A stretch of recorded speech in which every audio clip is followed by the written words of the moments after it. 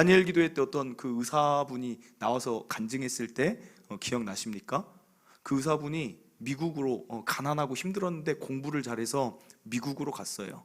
미국에서 성공했습니다. 의사로 성공해서 꿈에도 그리던 대저택도 사고 차도 샀어요. 그런데 그때부터 뭐가 찾아온 줄 아십니까? 내가 죽을까 봐 걱정인 거예요. 내가 지금 이렇게 병원도 잘 되고 내가 이렇게 지금 집도 잘 사놨고 차도 좋고 명예도 있는데, 야, 죽으면 이거 다 소용없는 거 아니야? 죽음 염려. 그래서 길거리를 가다가 괜히 총기 사고 많으니까 누가 나 쏴서 죽이지 않을까, 그게 염려가 되는 거예요. 내가 열이라도 오르면 이거 나 혹시 죽을 병 아니야? 죽음의 염려에 쌓이는 거예요. 인간은 죽음을 두려워합니다. 그런데 그 죽었지만 그 죽음을 이겨낼 수 있는 방법이 이 세상 가운데 주어졌다는 거예요. 그게 바로 예수님의 부활이라는 것입니다. 고린도전서 15장 23절. 그러나 각각 자기 차례대로 되리니 먼저는 첫 열매인 그리스도요, 다음에는 그가 강림하실 때에 그리스도에게 속한 자요. 예수님의 부활이 첫 열매라는 것은, 우리가 열매가 나오면 그 다음에 어떻게 됩니까? 사과나무가 열매 딱 하나만 내지 않아요. 두 번째, 세 번째 열매가 나옵니다. 예수님의 부활을 믿는 자, 그리스도께 속한 자는 그 다음 열매로 같이 부활이 주어져요. 죽음의 문제가 해결된다는 거예요. 그래서 부활이 생각만 해도 기쁜 거예요. 그러면 그리스도께 속한 게 무엇입니까? 요한복음 11장 25절 26절 오늘 본문입니다. 예수께서 이르시되 나는 부활이요 생명이니 나를 믿는 자는 죽어도 살겠다. 우리 육체적인 죽음을 말해요. 죽어도 산다는 거예요. 무릇 살아서 나를 믿는 자는 영원히 죽지 않느나. 이 세상밖에 기회가 없습니다.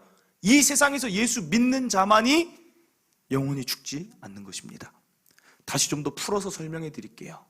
기독교가 믿는, 예수를 믿는다는 건 무엇이냐? 첫째로 내가 죄인이라는 것을 알고, 예수님이 2000년 전에 오신 것이 내 죄 때문에 오신 걸 알고, 내 죄가 사해질 수 있는 방법으로 예수님이 십자가에 못 박혀 돌아가셨음을 믿고, 그리고 그 예수님이 죽음 권세를 깨트리고 다시 3일 만에 살아나셨음을 믿는 것이 예수를 믿는 거고 그리스도께 속한 것입니다. 이것만 해결되면 영원한 하나님 나라, 부활이 우리를 기다립니다. 여러분 이 사실을 믿으십니까? 네. 히브리서 9장 27절. 반드시 우리에게 이런 날이 있습니다. 한 번 죽는 것은 사람에게 정해진 것이요, 그 후에는 심판이 있습니다. 예수님 믿지 않는 자는 이 심판 때 죄가 사해지지 않았기 때문에 하나님 나라 갈 수 없습니다. 이 말씀대로 됩니다. 우리는 죽으면 반드시 저 심판대 앞에 서게 됩니다. 이것을 제가 확신하는 이유는 성경에 기록되어 있기 때문입니다. 그럼 어떤 분들은 이렇게 얘기할 수 있어요. 아니, 성경에 기록되면 그대로 믿어야 되는가? 제가 오늘 그 말씀을 드리려고 해요. 오늘 설교는 사실 어떤 분들을 위한 설교냐면, 아직 부활이 내게 좀 와닿지 않는 분들, 그리고 아예 예수님께 솔직히 별 관심이 없는 분들, 그분들이 오늘 설교의 대상으로 제가 정했습니다. 왜냐하면 지금 온라인에서 제가 이렇게 좀 보니까, 조사를 해보니까 교회 다니지 않는 분들도 이 설교를 많이 듣고 있더라고요. 아내가 교회를 다니는데 남편이 옆에서 이렇게 듣고 있대요. 무슨 말을 하나 식탁에서 이렇게 잠깐 이렇게 귀를 기울이고 있대요. 오늘 그분이 이 설교 들었으면 좋겠어요. 그분 거실로 나왔으면 좋겠어요. 거실로 와서 한번 들어보세요. 예수 부활이 진짜인가 아닌가를 한번 들어보셨으면 좋겠습니다. 두 가지, 그리고 예수 부활을 이미 믿는 분들은 제가 부탁드리고 싶은 게 있어요. 같이 기도하는 마음으로 들었으면 좋겠어요. 나는 이미 알고 있잖아요. 알고 있는 이 사실이 누군가에게 오늘 이 설교를 통해 전해졌으면 좋겠다. 그런 마음으로 우리 같이 들었으면 좋겠습니다. 두 가지 증거를 제가 제시하고자 합니다. 예수님이 부활하셨다라는 수많은 증거가 있지만 그 중에 딱 두 가지만 이성적으로 오늘 생각했으면 좋겠어요. 왜 예수님 믿으면 구원받는다? 이것은 세상 사람들도 아는데 왜 안 믿느냐? 이유는 딱 하나예요. 안 믿어져요. 2000년 전에 예수님 얼굴도 모릅니다.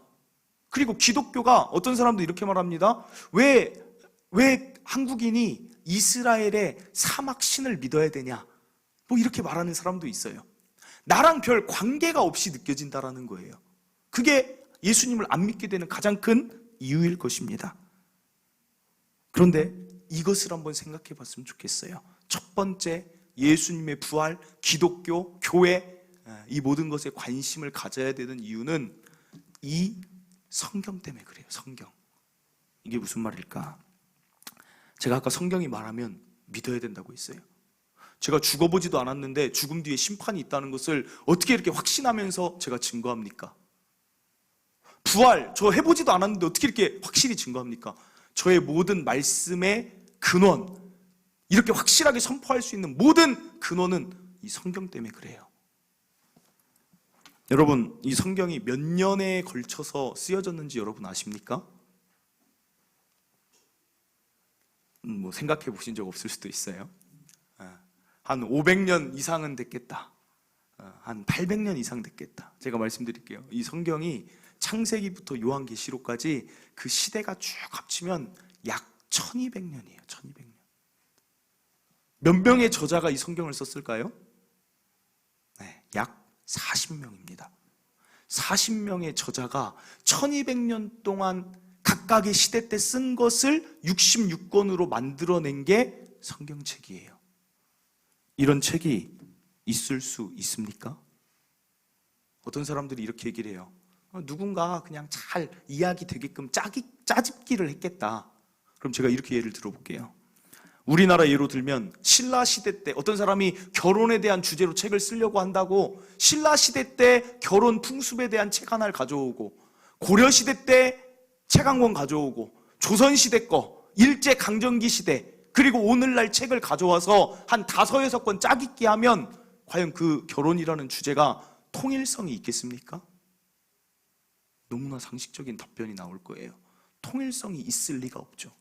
근데 어떻게 성경은 66권이 일치성을 갖냐는 거예요. 이 안에 담긴 사랑이라는 주제도, 이 안에 담긴 구제에 대한 주제도, 이 안에 담긴 부활에 대한 주제, 죽음에 대한 주제가 1200년의 40명의 다른 작가인데 얘가 통일성이 있다는 거예요. 얘가 통일성이 있다는 것은 어떻게 확신할 수 있습니까? 2000년이 보증해 주고 있어요. 저와 여러분이 2000년도 이때 태어나서 살아가는 게 참 감사해요. 그 당시 사람들은 이 성경이 진짜냐 아니냐를 수도 없이 몇백 년에 걸쳐서 이거를 자꾸만 오류를 발견하려는 작업들이 2000년 동안 있었습니다. 그 중에 한 500년 정도 됐을 때 무려 400번, 500번, 700번에 걸쳐 회의가 있었어요. 이 성경을 정말 믿을 수 있는 역사적 사실인가를, 그리고 이 내용들이 다 일치하는지를 수많은 학자들이 밥 먹고 그것만 했습니다. 그런데 2000년 동안 밝혀진 것은 이것입니다. 이 책엔 오류가 없다. 이런 책 존재할 수 있냐는 거예요. 오늘 여기 있는 저와 여러분이 다 모여가지고 우리 베스트셀러 하나 만들어서 인지세 받으면서 한번 삽시다. 등장인물 설정하고 주제 설정하고 재밌는 각 사건 나열해서 우리가 여기서 회의를 거쳐서 제가 1권 쓰고 2권, 3권, 4권 써서 우리 합쳐봅시다. 그러면 과연 우리의 그 책의 내용이 일치를 할까요? 그래서 성경이 증거예요. 이런 책은 존재할 수 없는 책인데 오늘날 존재하고 있어요. 그런데 이 책이 지속적으로 이야기하고 있는 신이 있는데 그분이 하나님이에요. 창조를 어떻게 믿을 수 있느냐? 이 책의 권위 때문에 하나님을 바라보는데 그 하나님이 창조했다고 말하기 때문에 성경의 권위 때문에 우린 창조를 믿는 것입니다. 예수님의 부활도 어떻게 믿습니까? 이 성경의 권위가 예수님이 부활하셨다라고 말했기 때문에 이 성경의 권위에 근거하여 우리는 부활을 믿는 것입니다. 놀라운 책이 우리에게 주어져 있다는 거예요. 여러분의 이성을 오늘 사용하셔서 질문하시고 집에 돌아가셔서 한번 또 검색해 보세요. 성경의 권위에 대해서. 우리가 믿는 예수님은 그냥 어디서 툭 뛰어나온 이야기가 아니라는 거예요. 이것이 오늘 저와 여러분에게 믿어지는 역사, 온라인을 통해서 지금 말씀을 듣는 분이 이것을 한번 생각해 보기를 바랍니다. 두 번째 증거는 무엇이냐? 두 번째 증거는 예수님 그분 자체가 그 삶이 부활을 증명해요. 이게 무슨 말일까? 예수님은 4대 성인 중에 한 사람으로 분류하죠. 소크라테스, 석가모니, 공자, 예수님. 인류에 좋은 영향을 끼친 자들을 4가지로 분류를 했는데 4명으로. 그러나 생각해보면 이렇게 분류해서는 안 돼요. 영향력 자체가 틀립니다. 소크라테스의 제자들이 소크라테스를 위해 죽은 적이 있습니까? 공자의 제자들이 공자의 가르침 때문에 죽은 적이 있습니까? 그런데 예수 그리스도는 그분의 가르침과 그분의 부활이 진짜라고 말하면서 사람들이 막 죽는 거예요. 죽인다고 해도 그것은 사실이기 때문에 부인할 수 없다고 죽어갑니다. 로마라는 나라가 얼마나 위대하고 기술이 발전된 나라입니까? 그런데 로마라는 나라가 황제를 이렇게 숭배했던 그 나라가 그 위치에 예수님을 올려놔서 국교로 만듭니다. 놀라운 일 아닙니까? 그들이 바보들이 모여 있습니까? 그들이 수없이 봤는데 이게 진짜라는 거예요. 또 하나 말씀드릴게요. 우리가 쓰는 BC, AD 무엇의 약자인 줄 아세요? BC가 뭐의 약자일까요? BC 몇 년 하잖아요. BC 100년, BC 그 BC가 무엇의 약자예요? 네, Before Christ. 예수님 오시기 전. AD는 뭐예요? AD 몇 년. AD는 라틴어입니다. 아노 도민이라고 예수님 탄생 이후를 AD로 씁니다. 그러니까 지금 우리가 쓰고 있는 그 연도가 예수님을 기준으로 해요. 소크라테스 태어나기 전, 소크라테스 태어난 이후는 없어요. 우리는 이미 예수의 영향력 안에 살아가고 있어요. 가장 저는 신기하고 참 이해가 안 되는 게 뭐냐면 성탄절이에요. 교회도 안 다니는데 내 친구들이 그렇게 즐거워해요. 메리 크리스마스. 아니 교회도 야, 너 크리스마스가 무슨 날인 줄 아냐? 몰라요. 그런데 그냥 즐거워해요. 역사적으로 쭉 예수 그리스도의 탄생을 기뻐했던 그 문화 속에 우리가 이미 젖어서 살고 있다는 거예요. 예수님 오신 이후에 우리는 그 영향력 아래 있다는 것입니다. 또 하나 말씀드릴까요? 달력. 여러분, 전 참 달력 보면서 가끔 신기해요.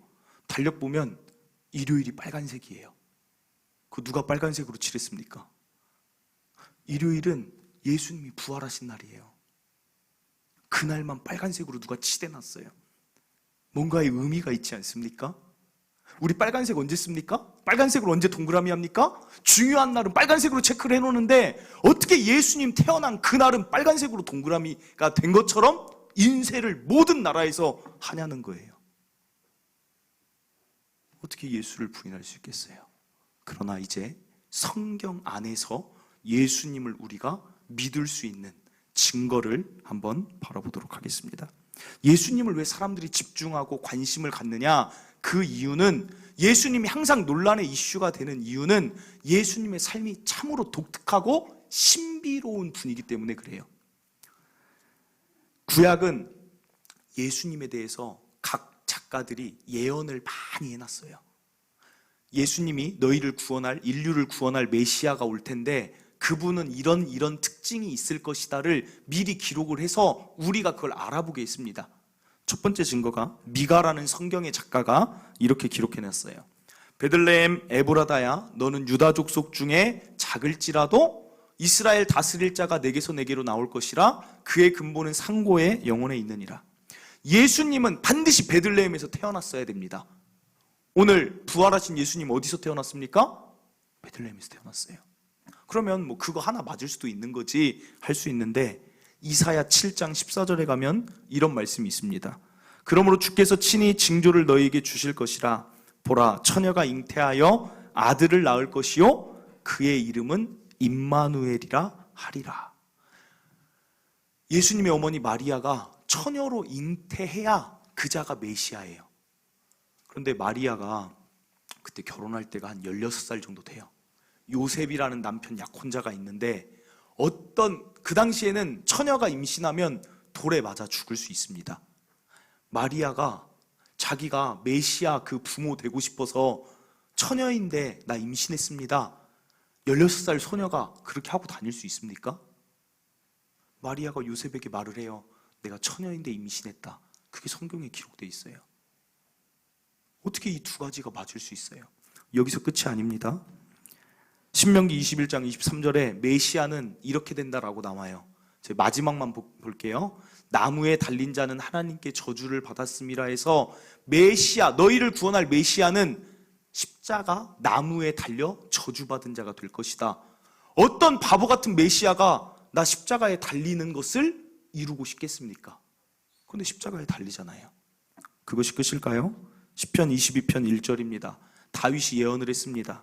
내 하나님이여 내 하나님이여 어찌 나를 버리셨나이까? 어찌 나를 멀리하여 돕지 아니하시니까? 라고 다윗이 메시아가 앞으로 오면 이런 고백을 할 거다라고 미리 예언을 해놨는데, 이것이 어디에 나오죠? 우리 지난주 마태복음 본문 보세요. 마태복음 27장 46절. 제9시쯤에 예수께서 크게 소리질러 이르시되 엘리 엘리 라마 사박다니 하시니 이는 곧 나의 하나님 어찌하여 나를 버리셨나이까? 라고 예수님이 십자가에서 얘기를 하시는 거예요.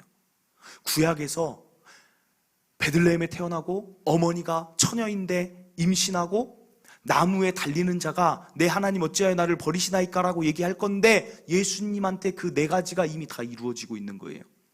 여러분, 십자가에 달리는 것도 말도 안 되는데 십자가에 달린 사람이 내 옛날 구약 말씀 내가 기록하고 있다가 이거 내가 말해야 메시아인 줄 믿을 거야 하고 그 당시에 말할 수 있겠습니까? 그게 가능한 일입니까?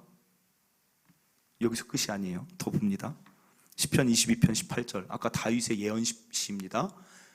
내 겉옷을 나누며 속옷을 제비 뽑나이다. 똑같은 일이 벌어져요. 마태복음 7장 27장 35절.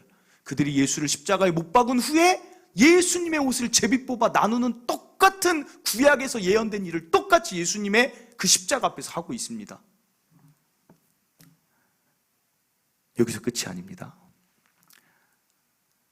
예수님이 메시아가 되려면 죽은 다음에도 예언이 자기에게 맞아야 돼요. 근데 그 예언이 이게 굉장히 이상한 예언이 무엇이냐면, 이상하다는 게 아니라 이런 예언이 있어요. 시편 34편 19절에서 20절. 의인은 고난이 많으나 여호와께서 그의 모든 고난에서 건지시는도다. 그의 모든 뼈를 보호하시며 그 중에서 하나도 꺾이지 아니하는도다. 그러니까 메시아가 되려면 뼈가 꺾이면 안 돼요. 이게 예언이에요. 그런데 로마 시대의 십자가는 반드시 십자가에 사람들을 내리기 전에 뼈를 꺾습니다. 정강이 뼈를 꺾어요. 두 가지 기능이 있어요. 뼈를 꺾는 이유는 뼈를 꺾었을 때 소리를 안 지르면 뭐예요? 이미 죽었다는 거예요. 그래서 죽음을 확인하는 기능이 있고, 또 하나는 아직 안 죽었어도 뼈를 꺾으면 쇼크 때문에 죽습니다. 계속 피와 물을 다 쏟고 말려 죽은 상태에서 쇼크로 사람을 죽이는 거예요. 정강이 뼈를 꺾어서. 그러니까 예수님이 십자가에 달렸어요. 그러면 정강이 뼈 꺾어야 돼요. 예수님이 지금까지 많은 예언을 다 자기 삶에 이루었어도 이때 로마 군인이 와서 뼈 꺾으면 메시아 아닌 겁니다. 근데 어떤 일이 벌어졌는지 볼까요? 요한복음 19장 31절에서 33절. 이날은 준비일이라 유대인들은 그 안식일이 큰 날이므로 그 안식일의 시체들을 십자가에 두지 아니하려 하여 빌라도에게, 유대인들도 알고 있어요. 로마 사람들이 십자가형을 어떻게 하는지. 그래서 부탁을 합니다. 그들의 다리를 꺾어서 시체를 치워주세요 라고 말을 합니다. 군인들이 갑니다. 예수와 함께 못 박힌 사람 양옆에 강도가 있죠. 첫째 사람과 또 그 다른 사람의 다리는 꺾어요. 예수님이 어디에 있습니까? 가운데 있어요. 가운데. 그러면 군인들이 어떻게 오겠어요? 이쪽 끝에서 하나 꺾고 하나 꺾고 하나 꺾든지, 이쪽에서부터 왔으면 하나 꺾고 하나 꺾고 하나 꺾어야 되는데 어떻게 양옆은 꺾고 예수님이 중간에 있는데, 예수님은 33절 예수께 이르러서는 이미 죽으신 것을 보고 다리를 꺾지 아니했다는 것입니다. 사랑하는 성도 여러분, 이게 어떻게 우연일 수가 있냐는 거예요. 예수님의 구약에 예수님에 대한 메시아 예언이 몇 개가 기록된 줄 아십니까? 300개예요. 300개. 예수님 태어날 때 그 시대는 이러할 것이다라는 예언, 어떤 왕이 나타나서 핍박을 해서 피난 갈 것이라는 예언, 그 메시아는 친구가 팔 것이라는 예언, 은 30에 팔아 넘길 거란 예언, 죽은 뒤에 부자가 자기의 무덤에 장사할 거라는 예언, 그자는 부활하고 하늘로 올라갈 것이라는 예언. 그래서 모든 예언이 300구절이에요. 그게 다 이루어져요. 어떤 사람이 그것을 한번 통계를 냈는데 300개 말고 누가 구약에서 그냥 예언을 해요. 예언을 했는데 그 8개, 한 사람의 인생에서 8개의 예언이 성취되려면 그게 수학적으로 따지면 1만 조분의 1. 1만 조분의 1은 어떤 확률이냐, 그 사람이 또 설명을 해놨는데 우리나라의 3배 정도 되는 면적에 동전을 쌓습니다. 60cm 정도 동전을, 우리나라 3배 크기의 동전을 쫙 깔아놓고 대신 깔기 전에 하나 동전에다가 써놓습니다. 별표를 하나 쳐놔요. 그리고 다 깔아놓습니다. 그리고 그 별표 동전 찾아봐. 근데 그것을 한 번에 찾을 확률이 1만 조분의 1이에요. 근데 예수님은 구약에 있는 300개의 구절, 서로 중복이 되는 부분도 있으니까 48개의 예언을 예수님은 다 성취를 하세요. 마지막에 십자가에 달려 돌아가실 때 뭐라고 얘기합니까? 다 이루었다. 구약의 예언의 그 모든 것을 자신의 삶에 다 이룬 삶. 그래서 예수님께 집중하는 거예요. 2000년이 넘는 역사 가운데 예수님이 언제나 중심이 되는 이유가 예수가 허구고 부활이 가짜라고 믿으려고 수많은 자들이 연구를 하는데 정말 그 예언 하나, 2개, 3개, 48개가 한 사람의 인생에 완전하게 다 이루어지는 인생이 있을 수가 있냐는 거예요. 있을 수 있는 이유는 그분이 하나님이 보내신 자이기 때문에 가능한 것입니다. 사랑하는 성도 여러분, 혹시라도 아직까지 예수님의 부활이 이게 정말일까? 여러분들, 예수의 그 삶에 대해, 구약의 증거가 성취됨에 대해 한번 알아보시고 성경의 권위에 대해 한번 검색해 보시길 바랍니다. 그러면 이것이 얼마나 강력한 증거인지, 그 외에도 수많은 증거들이 있어요. 제가 오늘은 딱 2가지 말씀드렸습니다.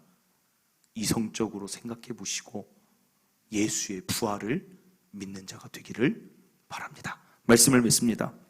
저는 오늘 설교 먼저 우리에게는 다시 한번 믿음이 굳건해지는 계기가 되길 바라고, 또 하나는 아직 믿지 않는 분들, 흔들리는 분들, 야, 성경이 정말 신비한 책이구나, 예수님이라는 분 정말 신비하구나, 나는 그 깨달음과 동시에 예수가 믿어져서 부활에 이르게 되기를 간절히 바랍니다. 우리 시간 찬양하고 기도하도록 하겠습니다. 주님 큰 영광 받으소서. 이 찬양, 우리를 위해 이 땅에 오시고 또 부활하셔서 우리에게 죽음의 권세를 깨트려 주신 우리 예수님 높이는 찬양 함께 올리도록 하겠습니다.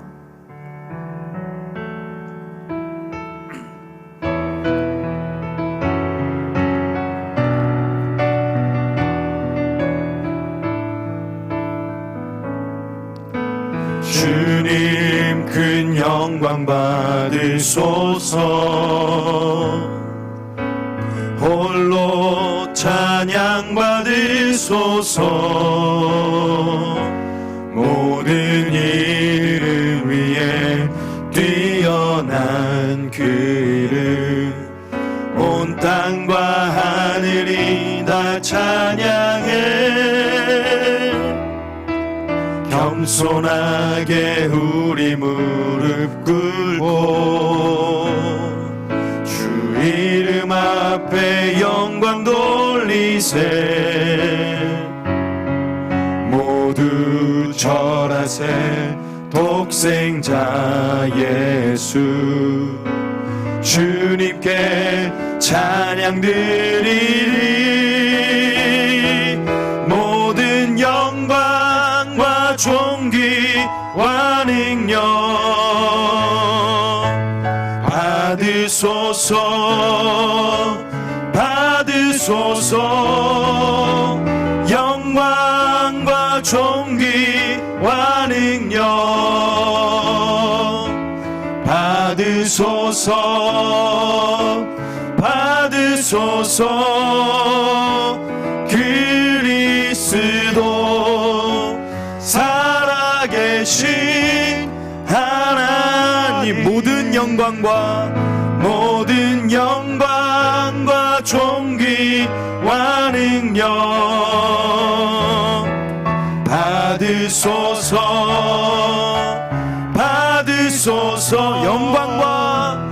영광과 존귀와 능력